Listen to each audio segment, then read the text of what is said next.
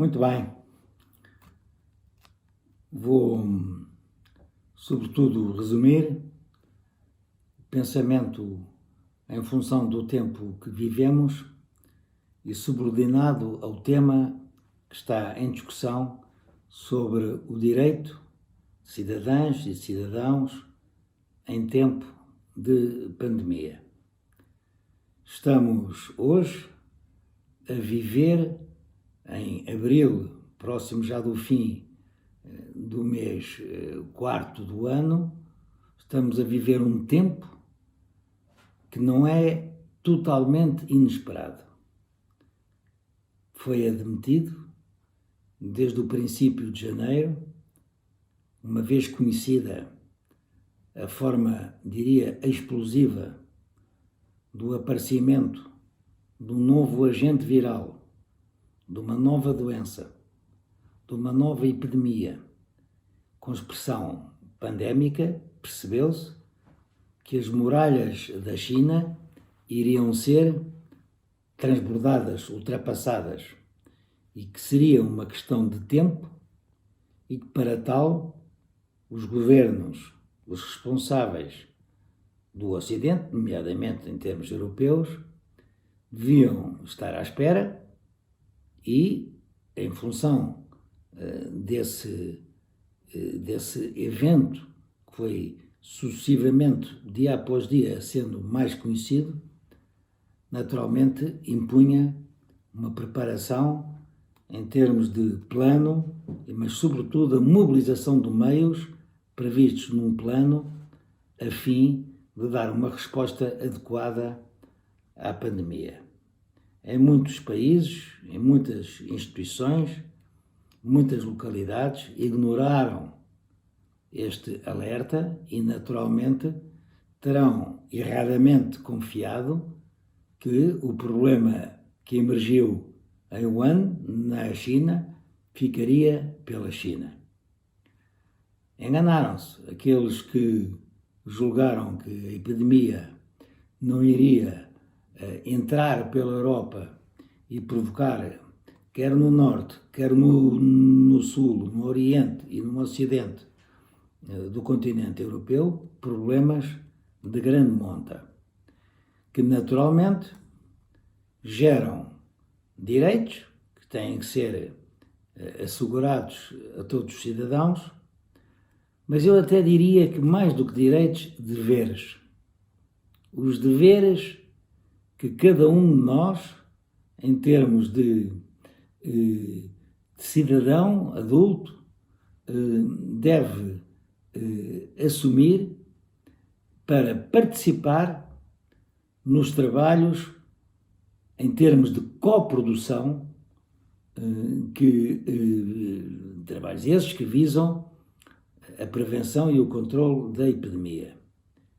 É importante notar que há direitos e deveres e não podem ser feitas análises limitativas ou circunscritas a direitos sem se atender à questão tão importante como aquela dos deveres que cada um de nós tem como agentes com literacia e com saber sobre a forma de evitar o contacto com o vírus. Portanto, há aqui, diria, um conjunto de direitos e deveres que não podem nunca ser ignorados.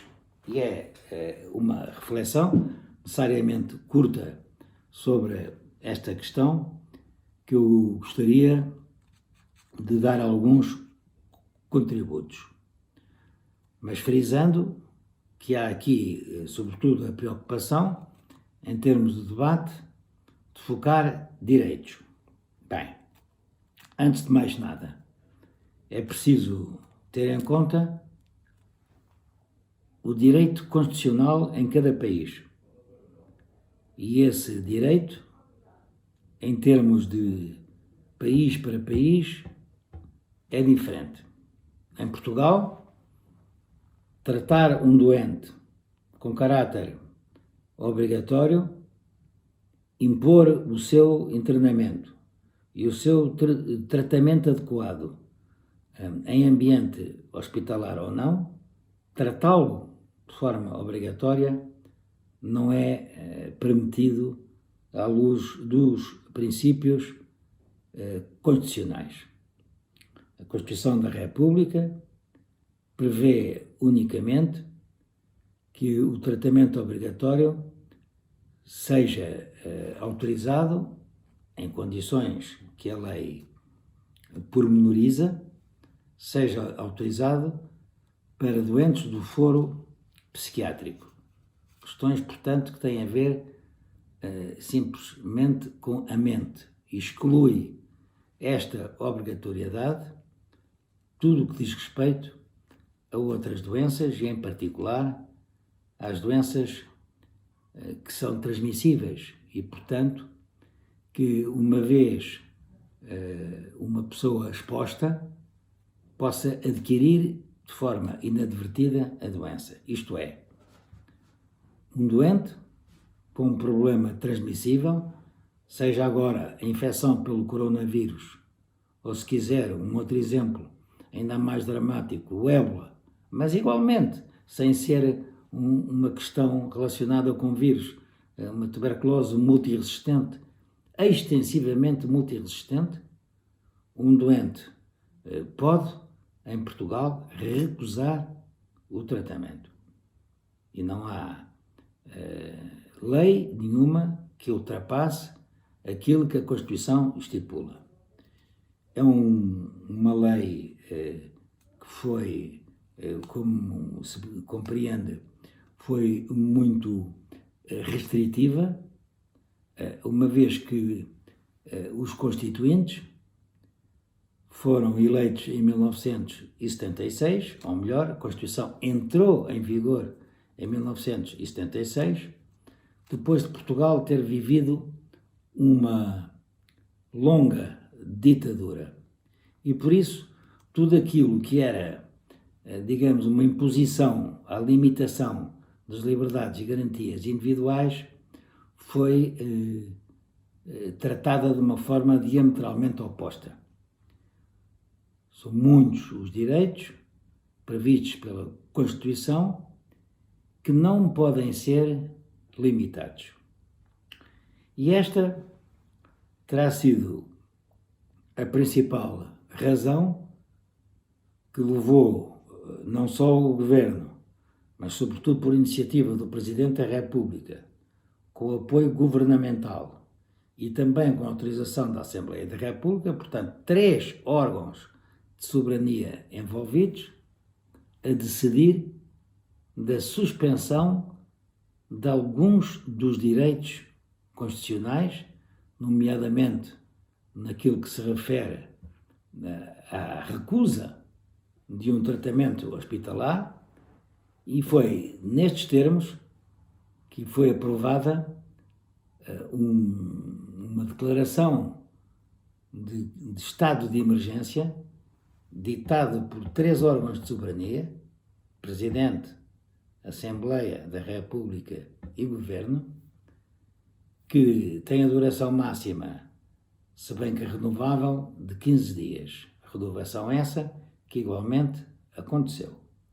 Ora bem, uma vez decretada esta medida de emergência, os doentes passaram a poder ser tratados obrigatoriamente em ambiente hospitalar, mas também impedidos de sair de casa e impedidos de terem a liberdade individual de circularem na via pública.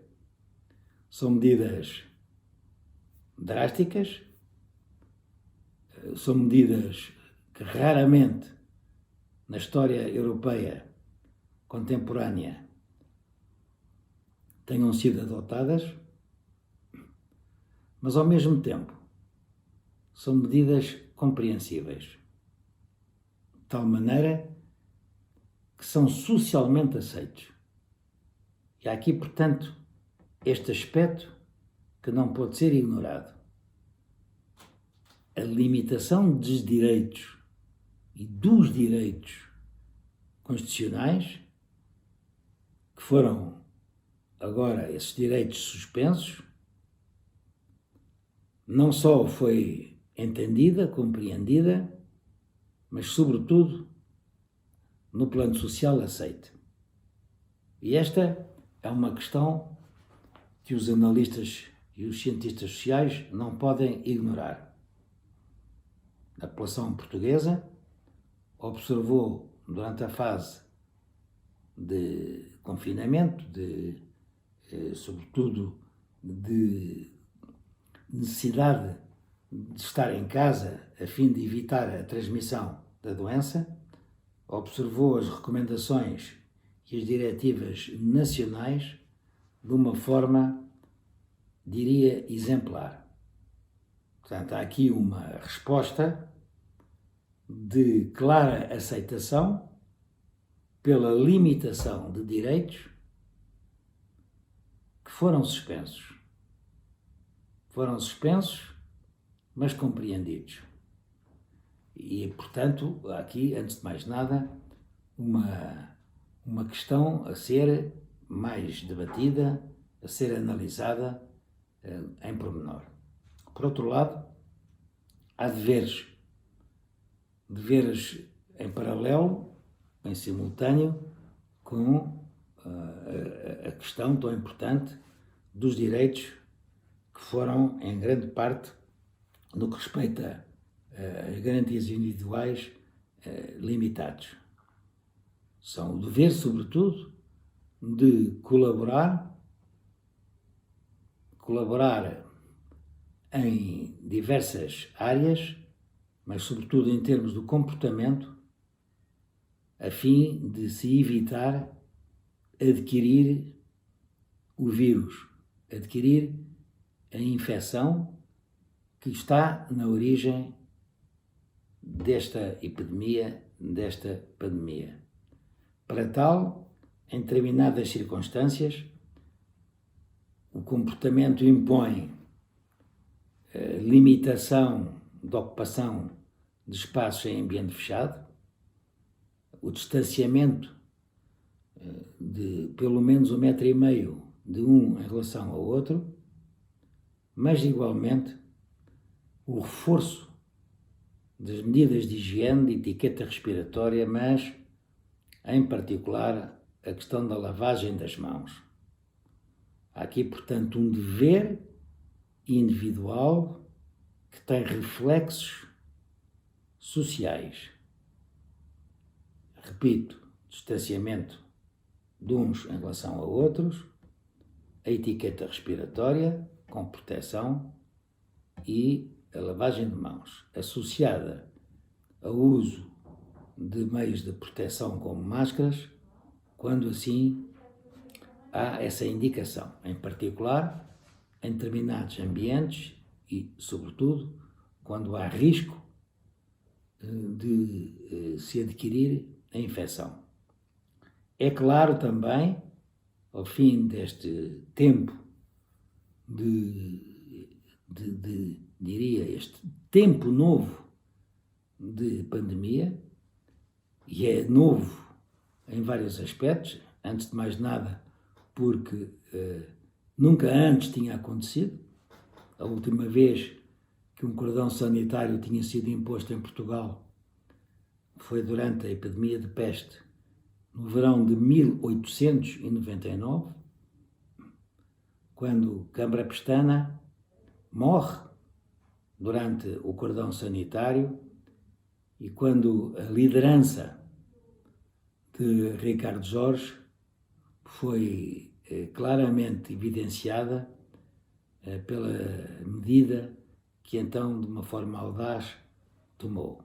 Verão de 1899. Desde então, nem durante a gripe pneumónica, a pandemia, que foi responsável pela morte, em termos de sobremortalidade, de 60 mil portugueses, mas também nas epidemias com expressão pandémica que seguiram da gripe asiática e da gripe de Hong Kong, respectivamente em 1957 e 1968, não foi necessário impor medidas desta natureza de cordão sanitário. E agora, passados tantos anos, em rigor 120 anos sobre as medidas de Ricardo Jorge no Porto, cá estamos nós, em Portugal, perante medidas semelhantes. A grande diferença é que Portugal não é o mesmo. Portugal é outro, a sua população é distinta e, sobretudo, no plano da literacia, da instrução e em termos de desenvolvimento social e económico. E esta é a grande diferença. É a imensa diferença se compararmos com o Portugal da viragem do século XIX para o século XX, para o último cordão sanitário de Ricardo Jorge. E nós percebemos hoje o Portugal culto, informado, com níveis de desenvolvimento social que são muito distintos daqueles que anteriormente existiam e, sobretudo, no plano das liberdades individuais, das garantias que o Estado assegura à sua população, a vida em democracia, acaba também por impor uma limitação em situações desta natureza que são, uma vez a população informada, são bem aceitos, são socialmente aceitos. Esta é uma lição que tem que ser bem estudada pelos cientistas sociais. Muito obrigado.